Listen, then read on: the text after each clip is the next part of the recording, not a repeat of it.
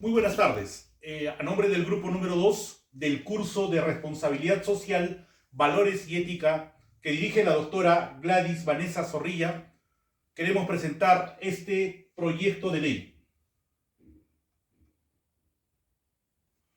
Proyecto de ley que modifica el numeral 3.1 del artículo 3, procedimiento de contratación del Decreto Supremo 075/2008 PCM.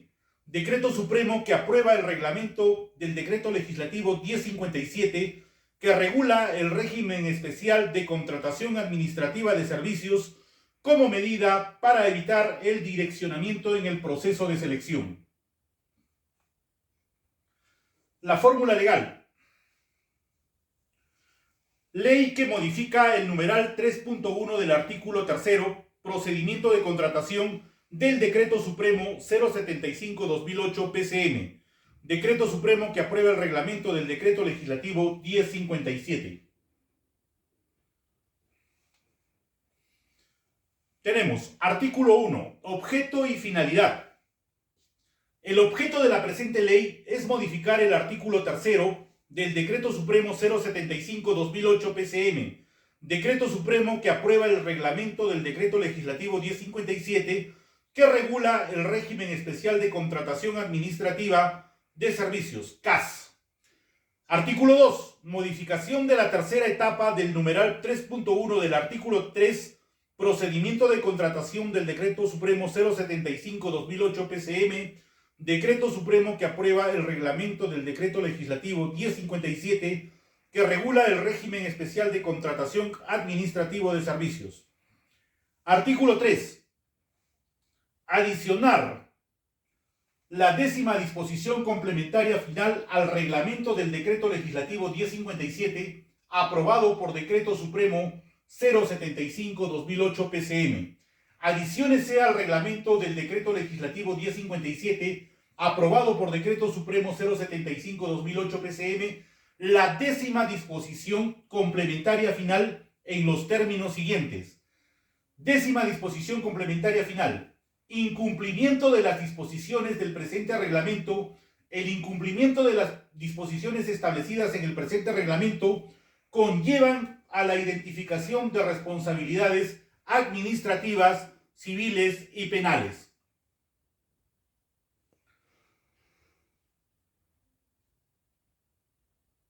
Muy bien, pasamos al artículo 3, procedimiento de contratación.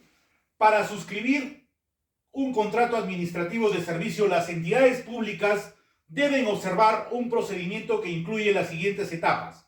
3. Selección. Comprende la evaluación objetiva del postulante, dada la especialidad del régimen. Se realiza necesariamente mediante evaluación curricular, evaluación de conocimientos y entrevista, siendo obligatorio para las entidades aplicar estos mecanismos, siendo opcional la evaluación psicológica, que se adecúen a las características del servicio materia de la convocatoria, comprendiendo las siguientes evaluaciones. A. Evaluación curricular en un porcentaje del 40%. B. Evaluación de conocimientos en un porcentaje del 40% que consta de dos partes. Parte técnica y parte de aptitud, donde el puntaje obtenido en la parte técnica equivale al 70% del puntaje total de la evaluación de conocimientos y el puntaje de la parte de aptitud equivale al 30% del puntaje total de la evaluación de conocimientos. Y C, la entrevista en un porcentaje de 20%. La suma de todas las etapas del procedimiento de selección debe ser el 100%. En todos los casos, las evaluaciones se realizan tomando en consideración los requisitos relacionados con las necesidades del servicio y garantizando los principios de mérito, capacidad e igualdad de oportunidades para todos. El resultado de la evaluación en cada una de sus etapas se publica a través de los mismos medios utilizados para publicar la convocatoria, en forma de listas por orden de mérito, que debe contener los nombres de los postulantes y los puntajes obtenidos por cada uno de ellos. Vamos a pasar ahora a lo que es la exposición de motivos, el fundamento de la propuesta, antecedentes generales de la problemática y antecedentes de proyectos de ley presentados con antelación. Fundamento de la propuesta. Tenemos conocimiento o es sabido por todos que en el Perú existen 4 regímenes laborales.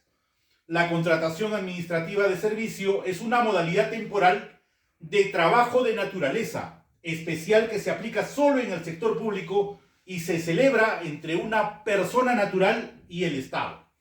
El decreto legislativo 1057 y su reglamento solo determina su origen, la finalidad deseada, el ámbito de aplicación, las definiciones del contrato, más no los requisitos específicos mínimos según competencia, que los profesionales deberán tener para ser aceptados, sin traba adicional alguna en el primer filtro del proceso de selección, según el cargo que deseen ganar y al cual están postulando.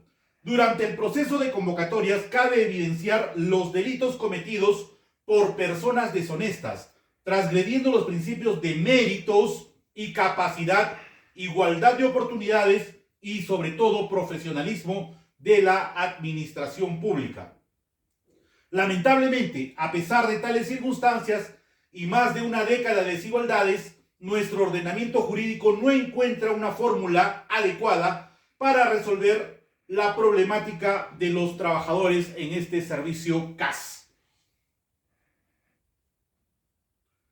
Antecedentes generales de la problemática. Para el Tribunal Constitucional, de la ley número 311/31 sacrifica la meritocracia en su sentencia 25 del 2005.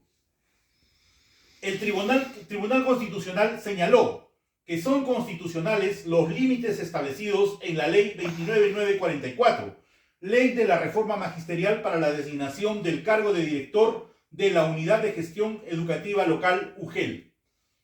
El Tribunal Constitucional también en el Pleno, en la sentencia 979 del 2021, caso de la incorporación de los trabajadores del régimen CAS al decreto legislativo 276 y decreto legislativo 728 del expediente 00013-2021 en el punto 44 y 45. El Tribunal Constitucional en los expedientes 29 del 2018 y 11 del 2020 declaró inconstitucionales la ley 3745 y la ley 31039, que en esencia buscaban el nombramiento automático de los trabajadores en el Poder Judicial y en el sector salud, de manera similar a la regulación dada con la ley 311/31.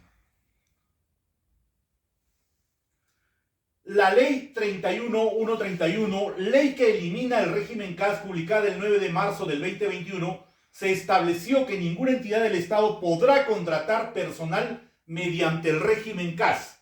Se han promovido diversos proyectos de ley para otorgar mejores beneficios al personal que ya se encuentra contratado bajo este régimen laboral.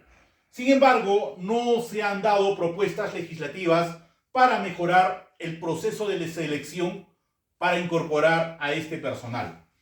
El proyecto de ley 4778 del 2022, ley que establece como obligatoria la aplicación de la evaluación psicológica en todo concurso público de méritos, así como en la designación de funcionarios de confianza.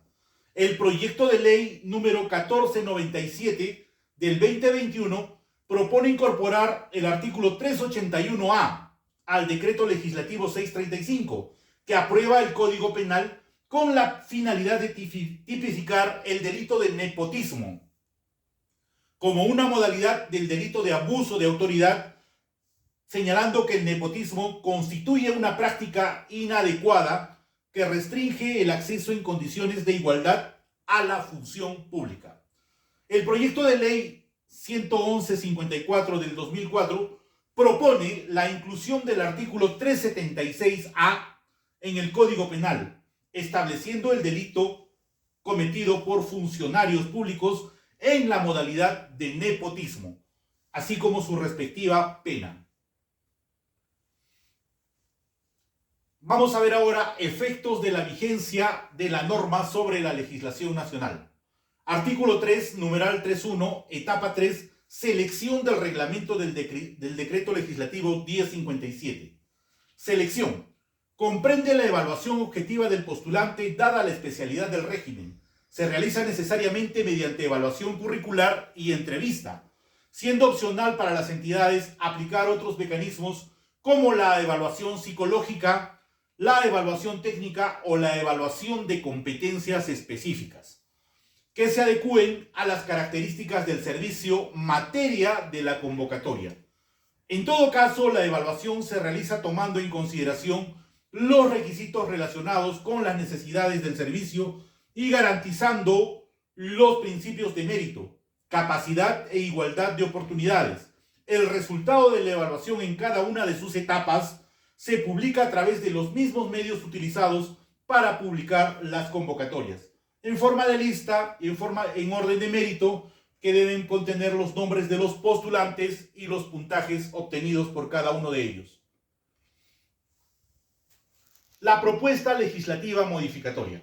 Artículo 3. Procedimiento de contratación. Para suscribir un contrato administrativo de servicio, las entidades públicas deben observar un procedimiento que incluye las siguientes etapas. Selección. Comprende la evaluación objetiva del postulante. Dada la especialidad del régimen, se realiza necesariamente mediante evaluación curricular, evaluación de conocimientos y entrevista, siendo obligatorio para las entidades aplicar estos mecanismos, siendo opcional la evaluación psicológica, que adecúen las características del servicio, materia de la convocatoria, comprendiendo las siguientes evaluaciones. Acá